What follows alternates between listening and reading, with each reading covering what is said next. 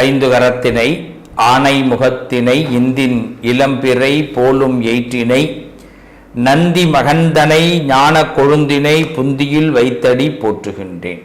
என் அருமையான பிளேத்தமிழ் நேயர்கள் அனைவருக்கும் இனிய புத்தாண்டு நல்வாழ்த்துக்கள். இந்த நிகழ்ச்சி, இந்த பகுதியை பொறுத்த வரைக்கும் உங்களுடைய லைஃப்பில் இந்த காரியங்களை எல்லாம் செய்தால், இந்த விஷயங்களை எல்லாம் நீங்கள் செஞ்சால் இந்த 2025 விசுவாவசு வருஷம், இந்த தமிழ் வருஷ பிறப்பு சிறப்பாக இருக்கும். வருஷ பிறப்போட பலனை நாம் அனுபவிக்கலாம். இந்த வருஷ பிறப்பினால் நமக்கு ஏற்படக்கூடிய நன்மைகளை அனுபவிக்கலாம். கிரகங்கள் சூரியனை தலைமையாக கொண்டு 9 கிரகங்கள் இருக்கு. அப்படிப்பட்ட கிரகத்தன்மைகள் எல்லாம் நமக்கு சந்தோஷமா வந்து சேரும். நாம் எப்படி இருக்கணும் அப்படிங்கிறத பற்றி தான் இந்த பகுதியில் பார்க்க போகிறோம். இந்த ஜோதிட விஷயங்களை மனசுக்குள்ள ஆராய்ச்சி பண்ண வைங்க. ஏதாவது ஒரு மனசில் ஒரு செய்தி, இந்த வருஷம் இதை நான் நடத்தணுங்க, எனக்கு ரொம்ப ஆசையே அதுதான், எனக்கு கல்யாணம் ஆகணும், எனக்கு குழந்தை கிடைக்கணும், நான் வேலையில் ப்ரமோஷன் கிடைக்கணும், ஒரு உயர்ந்த இடமாற்றத்தை சந்திக்கணும், நான் உத்தியோகத்தில் உயர்வு கிடைக்கணும், என்னமோ ஒன்று பொருளாதார ரீதியாக முன்னேற்றம் கிடைக்கணும், வீடு கட்டணும், நகை வாங்கணும், நமக்குன்னு ஒவ்வொருத்தவங்களுக்கு நல்லா படிக்கணும், நான் இந்த எக்ஸாமில் பாஸ் பண்ணணும், கிட்டத்தட்ட ஒரு 3 வருஷமாக முயற்சி பண்ணுற எல்லா விஷயமும் டவுன் ஆகுது, அந்த முயற்சி பண்ணுற விஷயம் சக்ஸஸ் ஆகணும். இப்படி ஒவ்வொருத்தவங்களுக்கு ஒவ்வொரு கனவுகள் இருக்கும். இந்த கனவு நிறைவேறலைங்கிற வருத்தம் தான் இன்னைக்கு எல்லாருக்கும் இருக்கு. பயிற்சிகள் நடக்குது, வருஷம் மாறுது, ஆனால் கனவு நிறைவேற மாட்டேங்குது. எல்லாருக்குள்ளே ஒரு மன புழுக்கம் இருக்கா இல்லையா? நம்மளை மீறி, நம்மளை மறந்து நம்மெல்லாம் சந்தோஷமா வாழ்ந்துகிட்டு இருக்கிறோம் தான் நடிச்சுக்கிட்டு இருக்கிறோம். இதான உண்மை. எத்தனை பேர் நடிக்கிறோம், எவ்வளோ நடிக்கிறோம், உண்மையா இருக்கிறோமா? நம்ம ஹாப்பியா இருக்கிற மாதிரி காட்டிக்கிறோம். ஏன் அது உண்மையா இருந்தா என்ன முடியுமே? நம்ம அதுக்கான பிளானை போட்டு தான் ஆகணும். இந்த காலகட்டம் விசுவாவசு அப்படின்னாலே நமக்கு ஏதோ ஒரு நல்ல சம்பவத்தை நடத்தி கொடுக்கிற ஒரு வருஷம்னு அர்த்தம். நம்மளால ஒரு விஷயத்தை உருவாக்க முடியுங்கிற வருத்தம் இந்த வருஷத்தை பொறுத்த வரைக்கும் அதான். ஏதாவது ஒரு விஷயத்தை உருவாக்க முடியும், ஒரு விஷயத்தை நன்மையாக செய்ய முடியும், ஒண்ணுமில்லாத ஒரு விஷயத்தை உண்டு பண்ணக்கூடிய சக்தி இந்த வருஷத்துல இருக்கு. மீனராசிக்கு எப்பயுமே பலன் சொல்லும் போது ஒரு உற்சாகமா இருக்கும். ஏன்னா பள்ளிக்கூடத்திலே பார்த்தீங்கன்னா கடைசி பரீட்சை நடக்கும் போதும், அதே மாதிரி காலையில் பள்ளியிடம் போகிற பிள்ளைங்களுக்கு கடைசி கிளாஸ் நடக்கும் இல்லையா, லாஸ்ட் கிளாஸ் நடக்கும்போதும் ரொம்ப சந்தோஷமாக இருக்கும். ஏன்னா அடுத்த பள்ளியிடம் விட போகிறான், பெல் அடிக்க போகிறாங்க. அதுமாரி தேசிய கீதம் முடிக்கும் போது பாடுவாங்க அப்படின்னு ரொம்ப சந்தோஷம், வீட்டுக்கு போகிறோம்யா அப்படின்னு. அதுமாரி மேஷத்தில் ஆரம்பித்து மீனத்தில் நம்ம முடிக்கிறோம் அப்படின்னா மீனராசிக்கு சொல்லும் போது நமக்கு ஒரு சந்தோஷம் வரும். அந்த சந்தோஷமே அவங்களுக்கு அதிகமாகும். என்றைக்குமே ஒன்று நல்லா தெரிஞ்சுங்க, வாழ்க்கையில் நல்லா வாழணும்னா என்ன பண்ணணும் என்ன கேட்டார். சந்தோஷமாக பேசியா அப்படின்னு. எங்கே சார் பேச முடியுது அப்படின்னு நீ யாரையும் நினச்சிக்கிட்டு இருக்கையா அப்படின்னு. யாரையோ மனசில் நினச்சிக்கிட்டே இருந்தால் சந்தோஷமாக பேச முடியாது. யாரோ இந்த உலகத்தில் நம்ம என்ன பண்ணுவாங்கன்னா, சில உறவுகள் நம்மளை டிஸ்டர்பன்ஸ் பண்ணும், சில நண்பர்கள் டிஸ்டர்பன்ஸ் பண்ணுவாங்க, சம்பந்தமே இல்லாத மனுஷன் டிஸ்டர்பன்ஸ் பண்ணுவான், எவனோ ஒருத்தன் நம்மளை டிஸ்டர்பன்ஸ் பண்ணுவான். அப்போ நம்ம நிம்மதி இல்லாமல் இருக்கிறோம்னா யாரோ ஒருத்தவங்களால தான் இருக்கும்.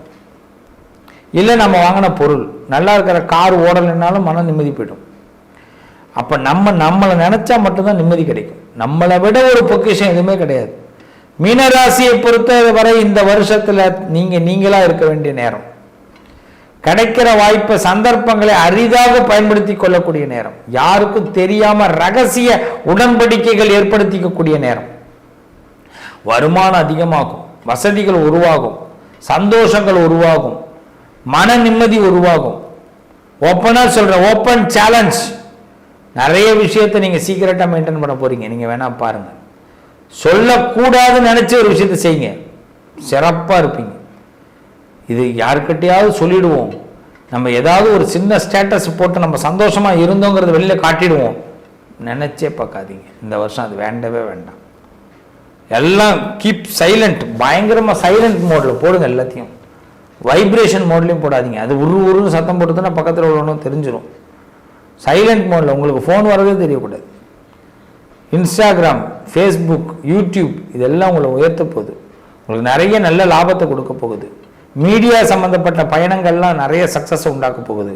பெரிய மனிதர்கள் அனுகூலங்கள்லாம் கிடைக்க போகுது. ஜென்ம சனி, நிறைய ஆட்டத்தை ஆட போறீங்க. எல்லா ஆட்டமும் ஆடி பார்ப்பீங்க. நீங்கன்றது இப்போ நல்லா உணர்த்துவீங்க. ஒன்னே ஒன்று, எதுலேயும் சிக்கிடாதீங்க. அவ்வளோதான். எதுலேயும் சிக்கிடக்கூடாது. இந்த வருஷத்தில் எதை செஞ்சாலும் எவிடன்ஸ் இல்லாமல் செய்யுங்க. சிக்கிடாதீங்க, அப்புறமா வருத்தப்படுவீங்க. தம்பட்டை அடிக்காதீங்க. என்னையா அது ஜோசியம் சொல்ல சொன்னால் ஏன்னா அக்கறை உள்ள ஆள் மாதிரி நீங்கள் எங்களுக்கு ஐடியா கொடுத்துட்ருக்கேன்னு. உண்மையாக அக்கறை உள்ள ஆள் தான் நான். உங்களுக்காக பேசுகிறேன். தம்பட்டை அடிக்காதீங்க. ஒரு விஷயத்தை வெளிப்படுத்தணும்னு ஆசைப்படாதீங்க. கடவுள் உங்களுக்கு கொடுத்தாரு, உங்களை சந்தோஷப்பட வச்சார், அவ்வளவுதான். நிறைய பணம் கிடைக்கும், டபுள் மணி கிடைக்கும். ஷேர் மார்க்கெட்டு, லாபம், திடீர் பயணங்கள், நல்ல நண்பர்கள் சந்திப்பு, ஒரு புதுவிதமான அந்யோன்ய நட்புகள், காதல் கை கூறுறது, பழக்க வழக்கங்கள். இந்த செகண்ட் மேரேஜ் பண்ணிக்கிறதுக்கு நிறைய சான்சஸ். லைஃப்பில் நிறைய விஷயங்கள் நடக்க போகுது. ரொம்ப சந்தோஷமான விஷயங்கள் நடக்க போகுது. நீங்கள் இது வரைக்கும் இதெல்லாம் எனக்குலாம் வாய்ப்பே கிடையாதுப்பா அப்படின்னு அதெல்லாம் கிடைக்க போகுது. வாய்ப்பு உண்டு ராஜா. ஆனால் என்ன பண்ணணும் ராஜா? சீக்கிரட்டாக இருங்க ராஜா. மனசை ரொம்ப திடமாக வச்சுங்க ராஜா. ரொம்ப உங்கள் சந்தோஷத்தை வெளிப்படுத்தின்னு மட்டும் நினச்சிடாதீங்க ராஜா. பிண்டவே வேண்டாம். இதை மட்டும் ஃபாலோ பண்ணுங்க. 4ஆம் இடத்துல குரு. ஒரே ஒரு விஷயம், நம்ம பக்கத்தில் உள்ளவனை பயங்கரமாக பார்த்துங்க. உங்கள் ஃபேஸை வச்சு உங்களுக்கு உள்ளவங்களெல்லாம் மாற்றிடுவாங்க. எல்லோரும் சொல்லுவாங்க பாஸ்வேர்டு வெளியே தெரியக்கூடாதுன்னு. அதெல்லாம் தேவையில்லை. உங்களோட ஃபேஸ் வேர்டே தெரியக்கூடாது. நீங்கள் சந்தோஷமாக இருக்கீங்கன்னு ஒருத்தன் பக்கத்தில் உள்ளவங்க தெரிஞ்சதுன்னா உங்கள் சந்தோஷம் போயிடும். இது நல்லா தெரிஞ்சுங்க. உங்கள் ஃபேஸ் வேர்டு தெரியக்கூடாது. அப்புறமா தான் நான் பாஸ்வேர்டெல்லாம். ஏன்னா நீங்கள் யாருன்னு உங்களுக்கு மட்டும்தான் தெரியும். நீங்கள் என்ன யோசிக்கணும்னு உங்களுக்கு மட்டும் தெரியும். இந்த வருஷம் நிறைய டாஸ்க் அதான் உங்களுக்கு. ரொம்ப உங்களுக்குள்ளே நிறைய டாஸ்க்கை உருவாக்கிக்கிட்டீங்கன்னா, நிறைய நெறிமுறைகளை உருவாக்கிக்கிட்டீங்கன்னா இந்த வருஷம் ரொம்ப நல்லாயிருக்கும். குரு பகவான் 4ஆம் இடத்துக்கு வந்திருக்காரு. அதே மாதிரி மீனராசிக்கு 6ஆம் இடத்துல கேது பகவான் தனலாபத்தை கொடுப்பார். திடீர் பண யோகங்களை கொடுப்பார். நல்ல சாட்டிஸ்ஃபைடாக நிறைய செலவு பண்ணுங்க. சேர்க்கணுங்கிறத விட செலவு பண்ணணும்னு நினைங்க. அதுக்கு பணம் வந்துக்கிட்டே இருக்கும். இந்த மீனராசியை பொறுத்தவரை சில பேர் நமக்கு இப்போ ஒருத்தவங்கள்ட்ட அனுமதி வாங்கி பேசுவோம், இவங்க இதை ஓகே சொன்னால் பண்ணுவோம் அப்படிலாம் நினைக்காதீங்க. உங்களுக்கு பிடிச்சா செய்யுங்க, எதுவாக இருந்தாலும் செய்யுங்க. அரசியல் உள்ளவங்களுக்கு நல்ல முன்னேற்றம், அதிகாரம், கலை சம்மந்தப்பட்டவங்களுக்கு நல்ல முன்னேற்றம். மீனராசிக்கு இது ரொம்ப அருமையான நேரம், ஒரு நல்ல டெவலப்மெண்ட் டைம். என்னை பொறுத்த வரைக்கும் இது பெஸ்ட். உங்களோட நேச்சர், உங்களுடைய உண்மையான முகம் எல்லாருக்கும் தெரிய போகுது. சீக்கிரட்டாக இருந்தால் தான் உங்கள் முகம் உங்களுக்கு சந்தோஷமாக இருக்கும். உங்கள் முகத்தை வெளியில் படுத்தணும்னா சொல்லுவாங்க இல்லைங்களா, பெரிய பெரிய விஐபிலாம் பாருங்கள், அவங்களுக்குள்ள நிறைய ஆசைகள் இருக்கும். அது வெளியில் காட்ட முடியுமா? ஒரு பெரிய விஐபி சொன்னார், எனக்கு ரோட்டு கடையில் சாப்பிட்றது பிடிக்கும் அப்படின்னார். நான் அப்போ அவர்கிட்ட சொன்னேன், இதுவே நீங்கள் சொல்லக்கூடாது சார். அவன் உங்களை பெரிய அளவில் தானே யோசிக்கிறான். நீங்கள் ரோட்டு கடையில் அவர்கள் நீங்கள் நினைக்கிறது சந்தோஷம் அப்படிங்கிற. ரோட்டு கடை நல்லது சார், நல்லா இருக்கும் ஃபுட்டு, சந்தோஷம். ஆனால் நீங்கள் சொல்ல முடியாது சார். நீங்கள் விளம்பரமே பாருங்கள், எப்படிப்பட்ட விளம்பரம். ஆமாம் இல்லை, நான் அந்த விளம்பரத்துக்கு நடிக்கிறேன் அப்படிங்கிறார். நீங்கள் ரோட்டுக்கு அப்போ நீங்கள் என்ன பண்ணணும் சார்? ரோட்டு கடை விளம்பரத்துக்கு நீங்கள் நடிக்கணும். அதை தான் உங்களுக்கு நீங்கள் செய்யணும். சாப்பிட்றேன்னு சும்மா வார்த்தையில் சொல்லக்கூடாது. ரோட்டில் கடை போட்டிருக்காங்களா, அவங்களுக்காக ஒரு விளம்பரம் நடிச்சு கொடுங்க, ஃப்ரீயாக நடிச்சு கொடுங்க. அப்போ ரொம்ப சந்தோஷமாக இருப்பீங்க சார். நீங்களும் சந்தோஷப்படுவீங்க, மக்களும் சந்தோஷமாக வாங்க. ஆனால் உங்களால் செய்ய முடியுமா? முடியாது. அப்புறம் எதுக்கு சார் போலியாக நீங்களாக ஒரு வார்த்தையை சொல்கிறீங்க, எனக்கு இது பிடிக்கும் அது பிடிக்கும்னு? வேண்டாம் சார். அதை போலியாக சொல்கிறதுனாலே நமக்கு மார்க் போயிடும். உண்மையாக சொல்கிற மாதிரி சொல்லுங்கள் அப்படின்னு சொல்கிறோம். ஏன்னா இந்த நேரத்தில் மீனராசிக்காரர் மனசில் பட்டதை பேச முடியாது, பேசக்கூடாது. அது ஒரு டிஃப்ரெண்ட்டாக பேசுங்க. அப்போ தான் இது நல்லது. உங்களோட சீக்கிரட் யாருக்கும் தெரியாமல் இருக்கும். வாழ்த்துக்கள். இந்த வருஷத்தை அதிகமாக சந்தோஷமாக நிச்சயமாக கொண்டு வர முடியும். உங்கள் முயற்சியினால் வெற்றிகள் உண்டாகும், நல்லதே நடக்கும். முருகனை அதிகமாக வழிபாடு பண்ணுங்க. இந்த வருஷத்தை இந்த ராசிக்காரர்கள் எப்படி நடத்தி கொள்ளணும் அப்படிங்கிறத பற்றி நம்ம பேசியிருக்கிறோம். ஒரு விஷயத்தை நல்லா தெளிவாக தெரிஞ்சுங்க. ஒரு பேப்பர் ஒன்று எடுத்துக்குங்க. இது மாதிரி ஒரு பேப்பர் ஒன்று எடுத்துக்கோங்க. இந்த பேப்பரில் இது வந்து எழுதியிருக்கிற பேப்பர், எழுதாத பேப்பர் ஒன்று எடுத்துங்க.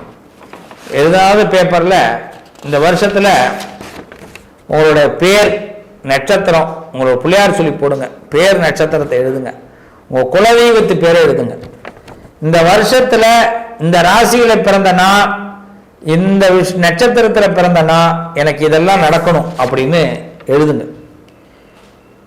இதை வந்து கடவுளே உங்கள்கிட்ட ஒப்படைக்கிறேன், எனக்கு இதெல்லாம் நடத்தி கொடுங்க அப்படின்னு எழுதுங்க. எழுதி ஒரு மஞ்சள் தடவி உங்கள் வீட்டு சுவாமி ரூமில் இப்படி நாளாக மடித்து உங்கள் வீட்டு சுவாமி ரூமில் சுவாமிக்கு பின்னாடி படம் வச்சுருப்பீங்க இல்லைங்களா, சுவாமிக்கு பின்னாடி வைங்க. நிச்சயம் நீங்கள் எழுதியிருக்கிற விஷயங்கள் பகவான் அனுகிரகம் சீக்கிரமாக நடக்க போகுது உங்கள் லைஃப்பில். இதுதான் உங்களுக்கு நாங்கள் கொடுக்குற ஒரு நல்ல யோசனை. ஏன்னா எழுதியிருக்கிற நமக்கு நம்ம மனம்தான் முதல்ல பலம். மனம் பலமாக ஒரு விஷயத்தை யோசிச்சதுன்னா நம்மளால வெற்றி ஈஸியாக பெற முடியும். மனசே பாதிக்கு பாதி யோசிக்கக்கூடாது, 50-50 யோசிக்கக்கூடாது. நடக்கலாம், நடக்காமல் போகலாம், கிடைக்கலாம், கிடைக்காம போகலாம், அப்படிலாம் யோசிக்கக்கூடாது. ஒரு பல கோடி ரூபா பணம் எடுக்கிற ஒரு ப்ரொடியூசர் நினைப்பாரு ஜெயிச்சிருவோமியா அப்படின்னு நினைப்பார், ஜெயிச்சிருவார். புரியுதா? நம்மெல்லாம் ப்ரொடியூசர் நிறைய செலவு பண்ணுறோம், அதனால இந்த தடவை கண்டிப்பாக ஜெயிக்கிறோம்.